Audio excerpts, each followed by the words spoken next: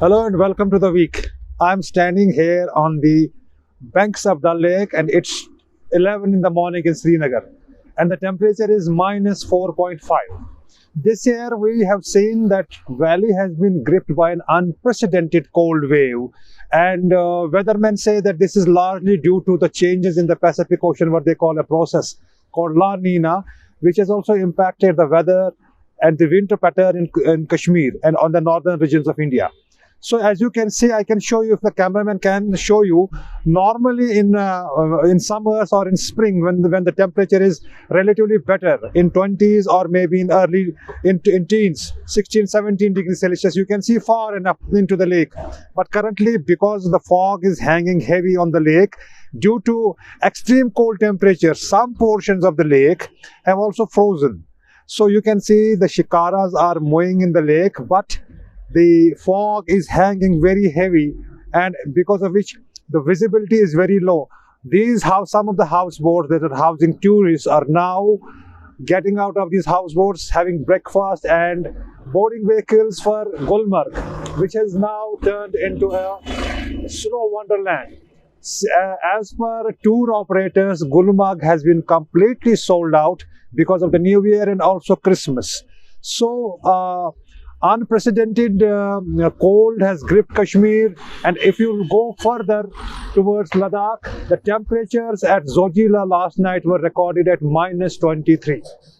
So all in all, good for the tourists who want to enjoy this kind of weather, and also for the tourism industry, for the houseboats and for the shikaras, and also for the people here, because good tourism means good business. But for the common man, life has been thrown out of gear because he has to manage this winter.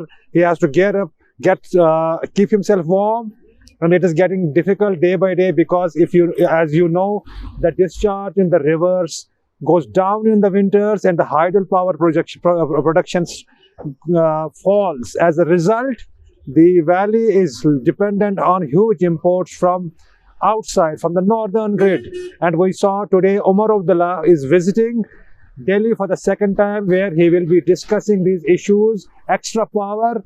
Not only that power, Umar Abdullah, by the way, will also be discussing constitutional powers also for the state, because he will be meeting the Home Minister, he will be meeting the Finance Minister for additional finances for Jammu and Kashmir, and also he will talk about the restoration of the statehood.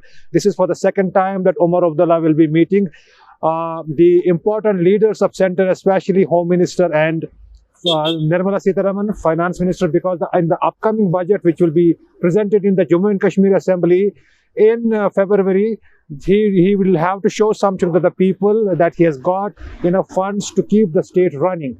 So all in all, the winter this time seems to be unprecedented in compared to what we have seen in the past, because of the fact that we have not seen snow in plains in Kashmir as of now.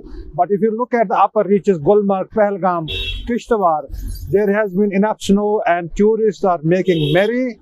And also for the business, it is good, not only for the business, and it is also for the water resources. Snow is an important component of the daily life, although it throws life out of gear.